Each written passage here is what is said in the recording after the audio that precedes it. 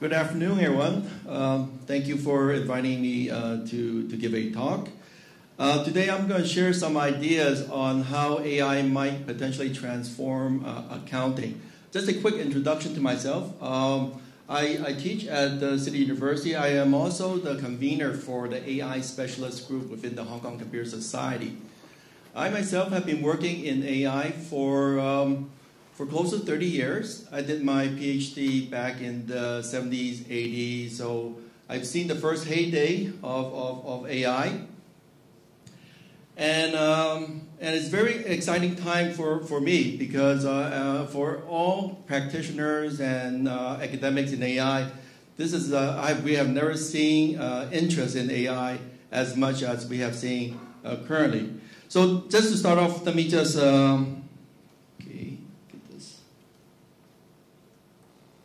to start with a funny cartoon. I hope you could see that. So it says, where should we focus on this year? So probably a lot of your CEOs and CFOs probably have this conversation with you. What should we do this year? And it says,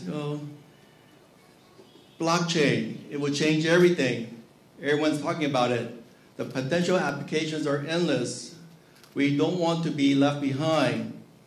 And what exactly is blockchain? It's also AI.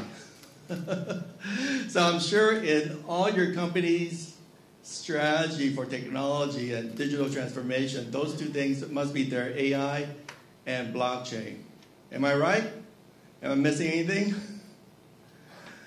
Okay, so hopefully today I'll give some insight on what is AI. A lot of people talk about AI, but what does AI in terms of accounting? So AI is the new black. Everyone's excited about AI. There's a lot of new applications. The Honorable Leung mentioned application is the key thing that's making AI a success these days. AI, application, computing power, as well as data. Those are the main drivers. Just a quick review of what are the hottest topic in AI these days in general. So first of all, when people mention AI, what's the first thing you think about? One of the first things you think about is probably chatbots, right? Every company, major company in Hong Kong, probably have a chatbot or implementing chatbot. Is that correct? You've been using a lot of chatbot. Chatbot technology has improved quite dramatically. Of course, there are things like Alexa, Google Home, and these devices are great. For a commercial company, you have chatbot that answers questions about your company, the services that you offer, the products that you offer. Recently, Google did a demonstration of their newest chatbot called Duplex. How many of you seen Duplex demo? No one? Okay, maybe I'll just play this for you. So this is an AI chatbot talking to someone who has no idea that they're talking to a chatbot. And the purpose of this chatbot is to make a reservation for a client for getting a haircut. Let me see if I can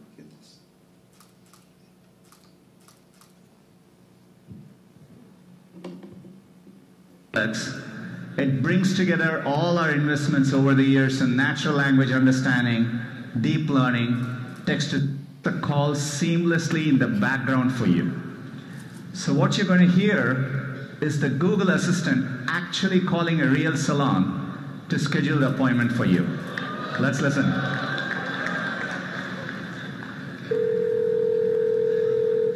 So how can I help you?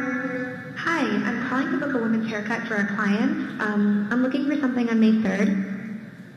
Sure, give me 1 second. Sure, what time are you looking for around?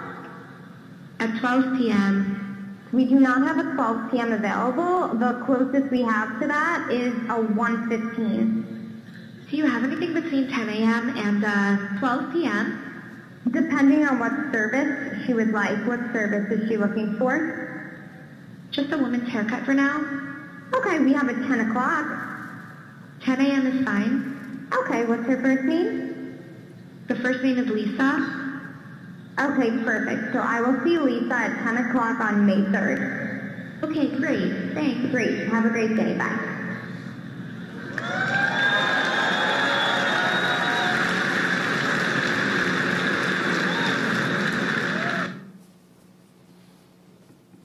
That's quite amazing, right? So if you didn't know, the speaker on the left is actually an AI robot. The speaker on the right is a human. The human has no idea that she's talking to a robot. This robot does a lot of things. Make appointments. You could order things. You order pizza through this chatbot. So chatbot technology have come a long way. It's a lot more realistic. It knows a lot of nuances and subtlety in languages. Okay.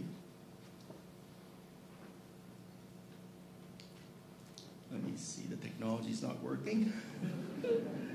So let's see. Okay, the other area besides chatbot, the other area that's getting a lot of traction is deep learning face recognition. The Honorable Nick Yang mentioned about SenseTime. They are the first unicorn in Hong Kong, and they became famous because of their face recognition technology. Face recognition, of course, is popularized by a lot of applications, including getting your to unlock your smartphone using just your face, like iPhone X. It's used in China a lot for fintech to approve payments. So before to approve payment, you have to sign your signature or you get your thumbprint. But in China, for example, if you ordered fried chicken at KFC, how many of you tried that? In order to pay, all you have to do is smile in front of the camera. Anybody try that? So the reason you have to smile is to make sure that you're not a picture, you're an actual person. So these are amazing applications of face recognition. Of course, this kind of technology, deep learning, could be used for other things. Google uses it to scan your eye and be able to detect whether you have potentials for cancer by looking at the retina and your veins. It would be able to do that prediction. Recently, in the Jackie Chun concert in Guangzhou, how many of you are Jackie Chun fans here? Everybody, right? Everybody. So in that concert, I think there were like, 40, 50, 60,000 people. One of the things they have is that they have a camera that just sweeps the audience. And with that camera, it was able to detect whether there were any criminals. And they caught, they caught a criminal. So that's an example of use of AI face recognition for security. The third thing that you probably hear a lot is cognitive computing, right? What is cognitive computing? Cognitive computing is using AI and natural language processing to process thousands, tens of thousands, hundreds of thousands, millions of documents, and be able to understand all those documents and help a user make some sort of decision. So it became famous because of IBM Watson. I'm sure everyone have heard of Watson these days. It is a machine that became famous because a few years ago, it played a game called Jeopardy.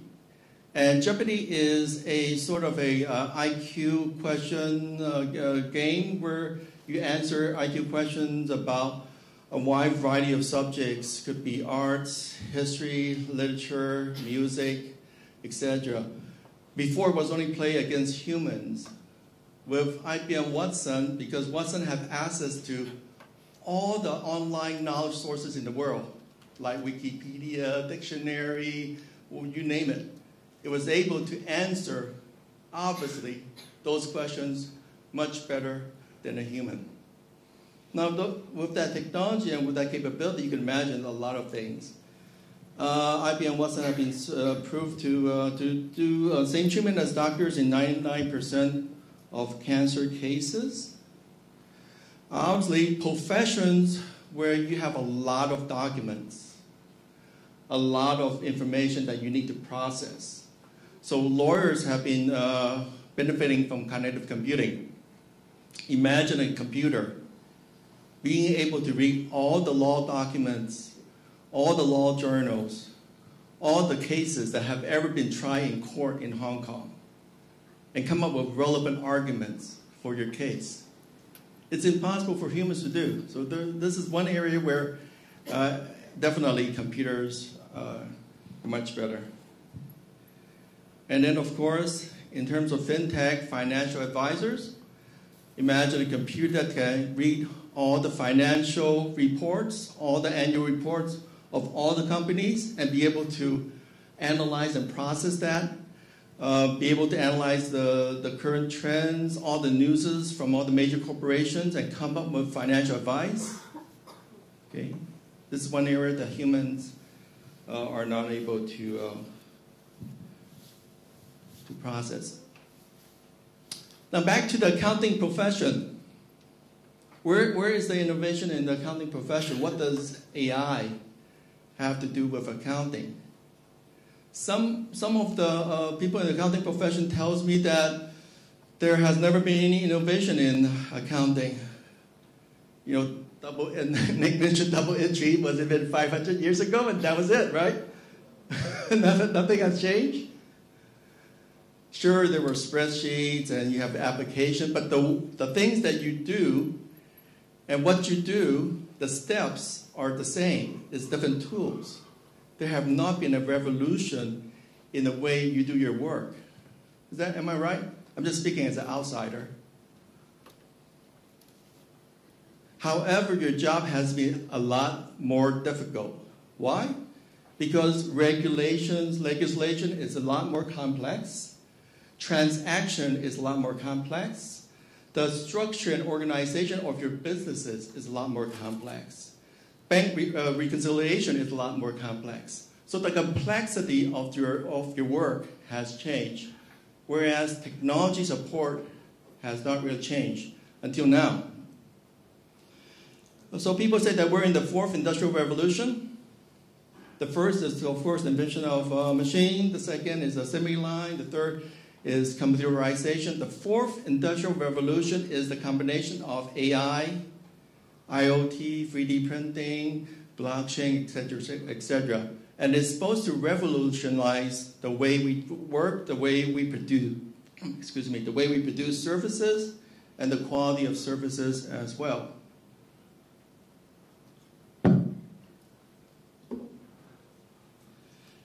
And people call this the digital transformation, the age of digital transformation, where companies leverage digital information to figure out how you can operate more effectively, more efficiently, provide better services and better products to your customer.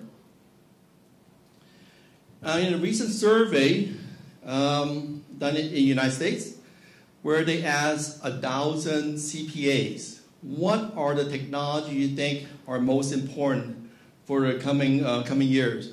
This is a recent survey done just this year. And the CPAs, the 1,000 CPAs interview identified these 10 technology trends. The first, foremost, is AI, machine learning, cognitive computing in audit and tax. The second is big data, high-speed data analytics, and so forth. Okay? So obviously, people in your profession agree that AI will have a big impact in the coming years, as well as big data. In terms of digital transformation, I want to show you this. There are many areas of digital transformation. First is the client-facing side. How you could use technology to improve the services you provide to your clients. And then on the other side is how do you improve the back office? How do you make work better, easier, more accurate for people in the back office? In the client-facing side, of course, the most obvious is the use of chatbot. And these days, basically, any accounting software for consumers or for SMEs have some sort of chatbot messenger where you can type questions and will be able to answer. So you might be, for example, ask questions about your accounts. You could ask it to generate reports or ask it for some sort of advice. So this is one package, 0. It has Messenger. Unit 4, another popular package for SMEs, has Messenger Digital Assistant. PEG has a digital assistant. QuickBooks, that was mentioned earlier, has a digital assistant where you can talk to it in natural language. However, I think besides the obvious chatbot, I think the most value that AI can offer to the accounting profession is in its ability to analyze a lot of data, a lot of information. So for your accounting field, okay, I guess the problem is not enough data, is that there's too much data. There's data everywhere. You're in charge of data, right? And making sense of the data is your big challenge. With all that, all those numbers, how do you make sure, they're in sync?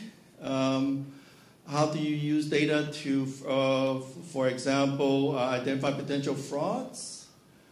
So the ability for, I think, the biggest value that AI could offer is helping you process that data, analyze the data, identify any security leaks or any problems with the books, any problems with transactions, as well as using its ability to understand regulations and so forth to see if your company is complying to all the relevant legal regulations. So compliance and big data analytics would be a big area. And it seems like all the big accounting firms agree. So all the big accounting firms, KPMG, PwC, etc., are investing in AI for auditing, for example. And a consumer example is H&R Block, which is a consumer tax processing firm where individuals go to get their tax done in the United States. And they're using IBM Watson to help individuals prepare tax forms to see how they could save money in terms of different deductions and so forth.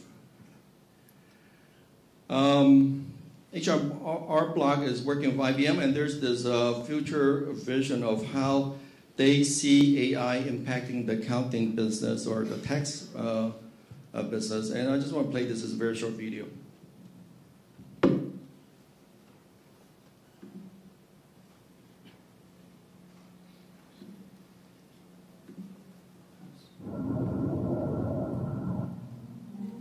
It is one of the most powerful tools our species has created. It helps doctors fight disease. It can predict global weather patterns. It improves education for children everywhere. And now, we unleash it on your taxes. Hello, my name is Watson. Yep, IBM Watson in the hands of H&R Block tax professionals. Creating a future where every last deduction and credit is found. A future of more money going back into the pockets of more families. This is the future H&R Block is building. Welcome to Texas One. H&R Block with Watson. Get your tax. So definitely, the difference between this wave of AI and previous wave is that AI is very application-oriented. It's into the hands of the consumer. Everybody in the world sees the impact AI has on improving their life, saving them money, providing better service. So that's H&R Block. Every company is looking into using AI to leverage, improve their services. PwC also has a strategy. I think maybe Eberhard might mention that later on. KPMG also is using AI, not to replace accountants, but to help accountants.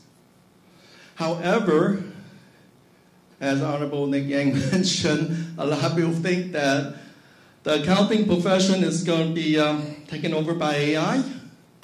So some people say that 95% chance of losing their jobs due to AI. And this is done because of a study done by Oxford University. I think, over last year, where they assign a percentage certainty that jobs will be replaced by AI. And for accounting, it's 95%. What does everyone feel? Think? Never going to happen?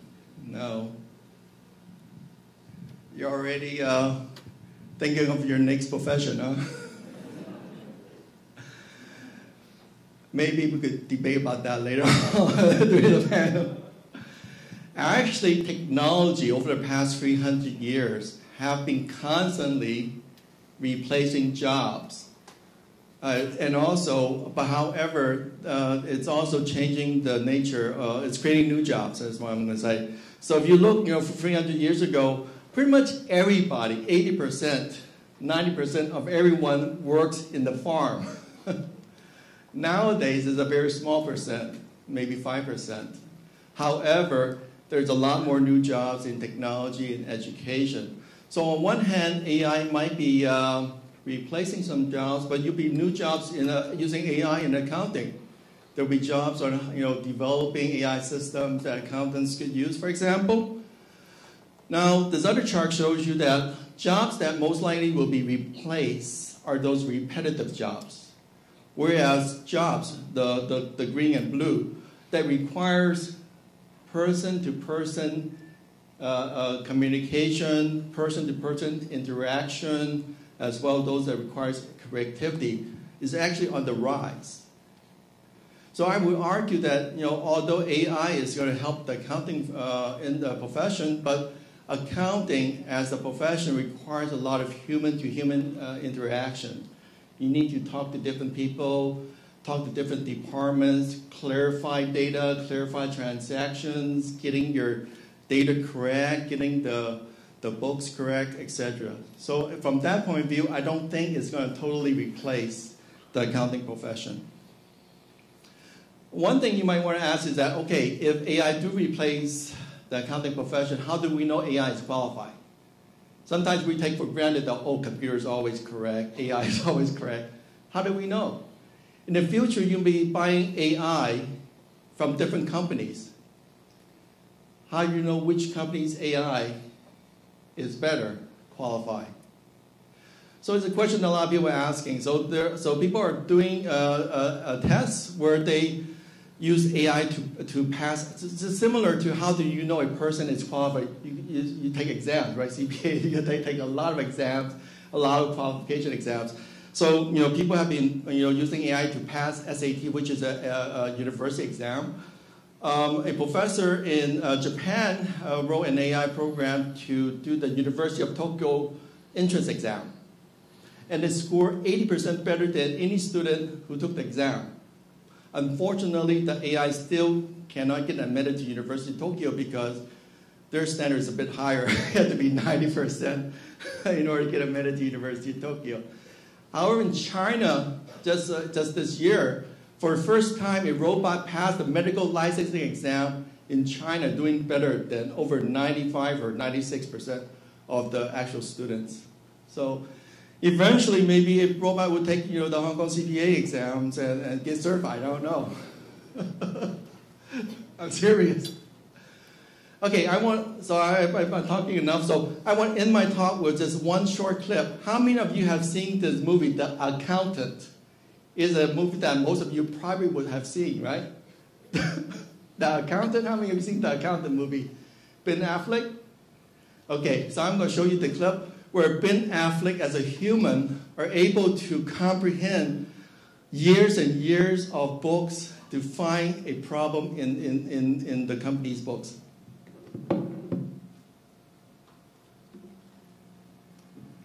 So I just created this dope website with Wix. Let me show you how I did it. First up,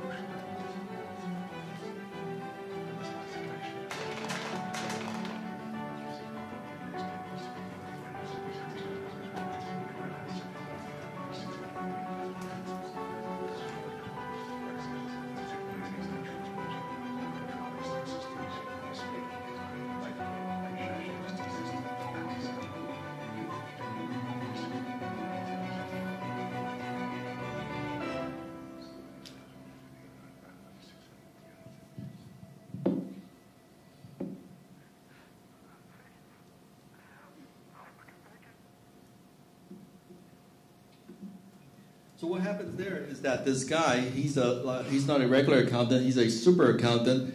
He is able to read all the books for past 10 years of a major corporation. Oops.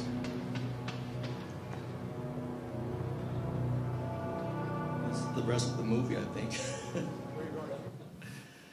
So he is able to read the books of this major corporation for the past 10 years, have millions and millions of data entries, millions and millions of numbers in his head, and be able to correlate the relationship of all those numbers to find that someone has been stealing money from the company. He is a super accountant. AI is trying to build a super accountant to help your companies be able to process that. Thank you.